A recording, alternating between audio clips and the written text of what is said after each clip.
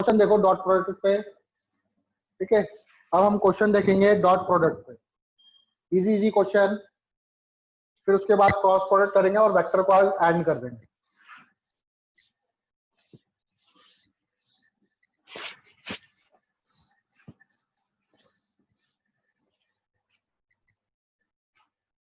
ठीक है, तो वेक्टर पढ़ रहे थे हम लोग।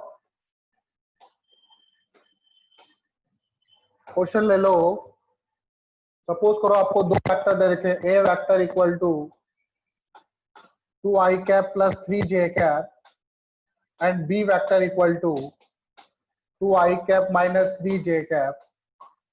Find angle between A vector and B vector. A vector और बी वेक्टर के बीच में एंगल फाइंड करना है। कैसे करोगे? ए वेक्टर और बी वेक्टर के बीच में एंगल फाइंड करना है, कैसे करोगे? चलो सॉल्यूशन देखेंगे, एक क्वेश्चन में बताता हूं तब आएगा आप लोगों को। ए और बी के बीच में एंगल निकालना है, क्या फॉर्मूला लगाना है हम लोगों को? हम लोगों को फॉर्मूला लगाना है cos theta equal to A dot B divided by A का मैग्नीट्यूड बी का मैग्नीट्यूड। ठीक है, सबसे पहले मैग्नीट्यूड निकालने से हम लोग, तो सबसे पहले ए डॉट बी निकालो। ए डॉट बी कितना होगा?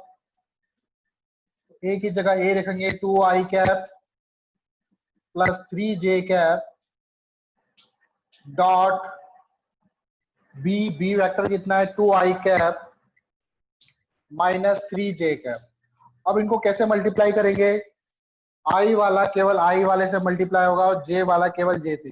i को अगर j से करोगे तो 0 आएगा, कल भी बताया था मैंने। तो 2 2 जा 4, 2 2 जा 4 और 3 3 जा 9। ठीक है, 2 2 जा 4, 3 3 जा 9, तो कितना आ जाएगा? -9 प्लस 4 माइनस का 5। नाउ ए का मैग्नीट्यूड कितना होगा? ए का मैग्नीट्यूड 2 का स्क्वायर प्लस 3 का स्क्वायर का अंडर रूट, 2 का स्क्वायर प्लस 3 का स्क्वायर का अंडर रूट, 2 2 जा 4, 3 3 जा 9, अंडर रूट 13, अंडर रूट 13 हो जाएगा। बी वेक्टर का मैग्नीट्यूड अगेन ये भी 2 का स्क्वायर माइनस 3 का स्क्वायर, 2 का स्क्वायर प्लस माइनस 3 का स्क्वायर। अगेन इसकी वैल्यू भी कितनी आएगी? 3 3 जा 9, 2 2 जा 4, 9 प्लस 4 रूट 13। ठीक है, अब इसको फॉर्मूले में डाल दो। इस वाले में cos थीटा बराबर ए कितना आया मेरे पास? ए डॉट बी मेरे पास माइनस का 5 आया और root 13 into root 13, root 13 into root 13।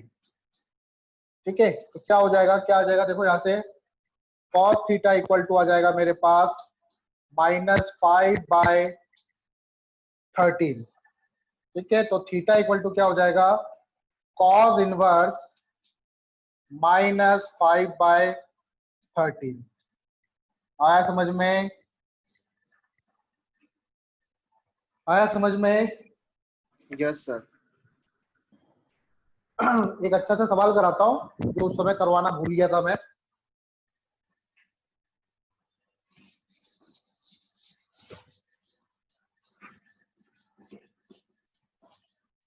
Note कर लिया था ना ये आप लोगों ने? चलो ये क्वेश्चन देखते हैं। इफ सम ऑफ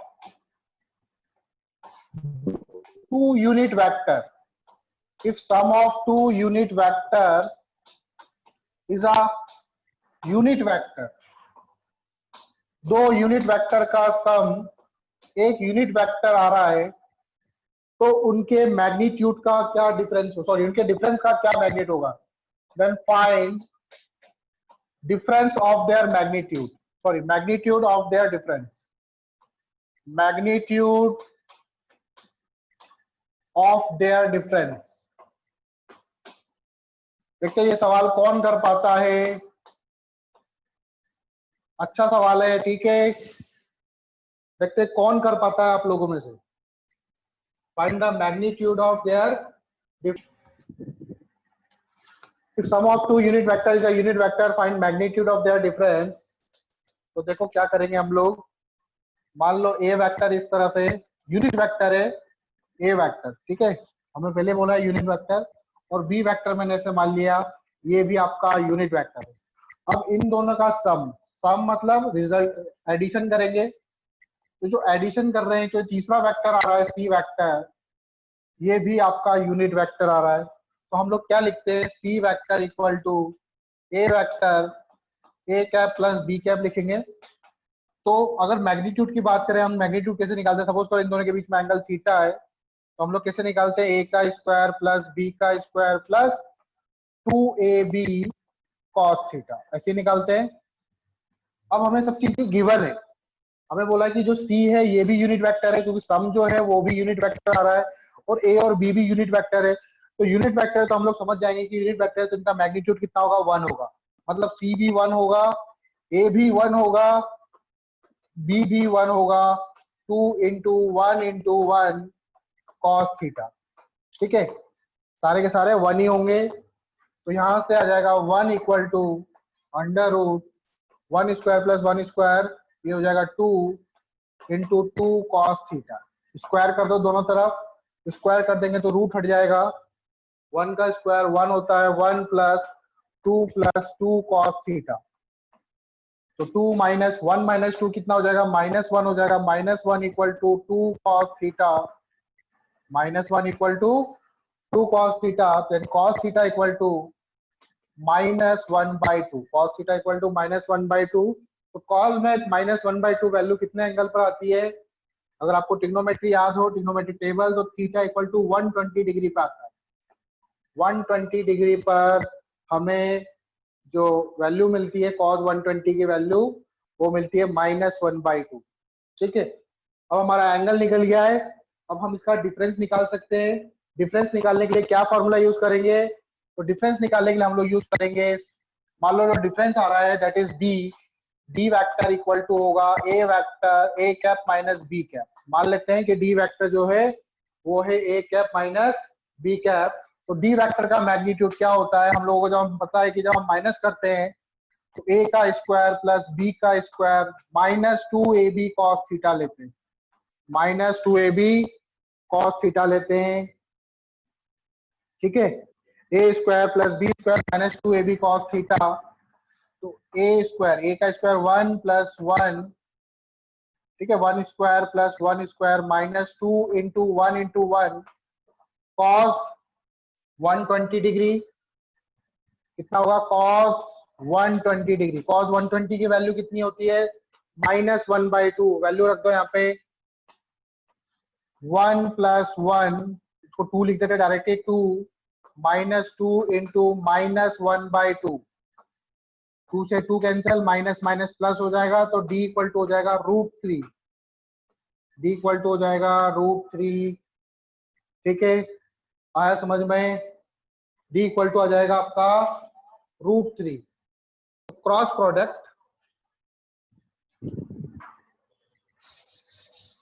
तो सेकंड टाइप है प्रोडक्ट करने का, that is cross product. Dot product में सिखा ही चुका हूं, क्रॉस प्रोडक्ट इंपॉर्टेंट है, थोड़ा सा ज्यादा मुश्किल लगता है बच्चों को as compare to dot product. क्यों, क्योंकि इसमें डायरेक्शन भी आती है। तो सेकंड जो प्रोडक्ट करने का टाइप है दैट इज, उसको हम लोग बोलेंगे वेक्टर प्रोडक्ट, वेक्टर प्रोडक्ट, या हम लोग उसको क्रॉस प्रोडक्ट भी बोलेंगे, क्रॉस प्रोडक्ट, ठीक है, वेक्टर प्रोडक्ट या फिर क्रॉस प्रोडक्ट। ऐसा क्यों बोलेंगे, वेक्टर प्रोडक्ट उसको ही बताऊंगा मैं। सपोज करो आपके पास दो वेक्टर है, ए वेक्टर इस तरफ है, बी वेक्टर इस तरफ है, और दोनों के बीच में एंगल कितना है, थीटा, ए वेक्टर और बी वेक्टर। तो ए क्रॉस बी क्या बोलता है कि ए वेक्टर क्रॉस बी वेक्टर, हमें लेना है ए का मैग्नीट्यूड, बी वेक्टर का magnitude into sine theta, into sine theta, उसमें आता था कॉस थीटा, इसमें आएगा साइन थीटा। वो जो क्वांटिटी बनती थी वो बनती थी स्केलर, ये बनेगी वेक्टर, वेक्टर बनेगी तो इसकी भी डायरेक्शन होगी, तो इसको लिखूंगा एन कैप। डायरेक्शन कैसे देते हैं हम लोग, यूनिट वेक्टर लगा के, तो इसमें यूनिट वेक्टर भी आएगा। ये जो यूनिट वेक्टर है एन कैप, जो एन कैप लिखा मैंने, ये ए वेक्टर के परपेंडिकुलर होगा और ये एन कैप बी वेक्टर के भी परपेंडिकुलर होगा। ध्यान रखना, ये जो एन कैप होगा ये ए और बी दोनों के ही परपेंडिकुलर होना चाहिए। मतलब ए क्रॉस बी जो रिजल्टेंट आएगा, जो ए क्रॉस बी का जो आंसर आएगा वो ए और बी के परपेंडिकुलर होगा। उसकी डायरेक्शन भी होगी, ठीक है, क्योंकि वो जो क्वांटिटी बनेगी वो वेक्टर बनेगी, इसलिए इसको वेक्टर प्रोडक्ट बोलते हैं। ठीक है, ए क्रॉस बी जो क्वांटिटी बनती है उसको हम, वो वेक्टर क्वांटिटी होती है, वो वेक्टर क्वांटिटी होती है, इसलिए उसको वेक्टर प्रोडक्ट भी बोलते हैं। क्रॉस प्रोडक्ट भी बोलते हैं क्योंकि इसमें क्रॉस का यूज करते हैं, इसको क्रॉस प्रोडक्ट बोलते हैं। ठीक है, इसका एग्जांपल है जैसे टॉर्क। टॉर्क एक तरह का रोटेटिंग फोर्स होता है टॉर्क, उसका फॉर्मूला होता है r vector cross f vector. Torque क्या होता है, इसे बोलते हैं टॉर्क। जब कोई बॉडी रोटेट करती है तो रोटेशन करने के लिए उसमें फोर्स लगता है, रोटेट करने के लिए, तो एक तरह का ये रोटेटिंग फोर्स है जिसको टॉर्क बोलते हैं। उसका फॉर्मूला है आर क्रॉस एफ। ये जो क्वांटिटी है टॉर्क, ये वेक्टर क्वांटिटी है, मतलब आर क्रॉस एफ जब हम करेंगे तो वेक्टर क्वांटिटी आएगी। ठीक है, ऐसे और भी बहुत सारी क्वांटिटी है। आई बात समझ में? तो इसकी देखो डायरेक्शन निकालते हैं हम लोग। तो ए क्रॉस बी, तो आपको राइट हैंड का यूज करना है। अपने राइट हैंड को, लेफ्ट हैंड मत लेना, लेफ्ट हैंड लोगे तो गलत हो जाएगा। सीधे हाथ, राइट हैंड, ए पे हाथ रखो और बी पे घूमो। ए क्रॉस बी बोला ना इसमें, ए क्रॉस बी, तो जो आपका थंब आएगा वो बाहर की तरफ आएगा, तो इसकी जो डायरेक्शन होगी ए क्रॉस बी की, सपोज करो ए क्रॉस बी कोई तीसरा वेक्टर बन रहा है सी वेक्टर, तो सी वेक्टर की डायरेक्शन किधर होगी, ए क्रॉस बी बाहर आ रहा है, तो थंब है, ठीक है, ए पे हाथ रख के बी पे घुमाओ, बी क्रॉस ए करोगे तो अंदर आएगा। और हमेशा छोटे एंगल से, 180 से छोटा एंगल पे घूमना है। आप बोलोगे कि सर ए क्रॉस बी मैं ऐसे घूमूंगा, ऐसे नहीं घूमना है, हमेशा छोटे एंगल से जाना है, 180 से छोटा वाला एंगल। दो एंगल बनेंगे, एक तो 180 से बड़ा होगा, एक 180 से छोटा होगा। ठीक है, जब 180 होगा तो उसमें दोनों केस ले सकते हो आप। अगर 180 से छोटा होगा तो छोटे वाले एंगल से जाना है, ए क्रॉस बी, तो जो थंब की डायरेक्शन होगी that will the direction of a cross b, वो ए क्रॉस बी की डायरेक्शन को शो करेगा। ठीक है, चलो इसको रब कर रहा हूं मैं। अब इसके बारे में भी इंपॉर्टेंट पॉइंट लिखेंगे हम लोग।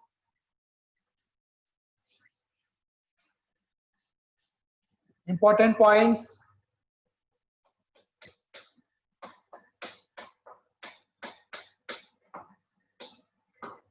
क्या ए क्रॉस बी और बी क्रॉस ए क्या आपस में बराबर होंगे? आर्यन, आयुष, क्या ए क्रॉस बी और बी क्रॉस ए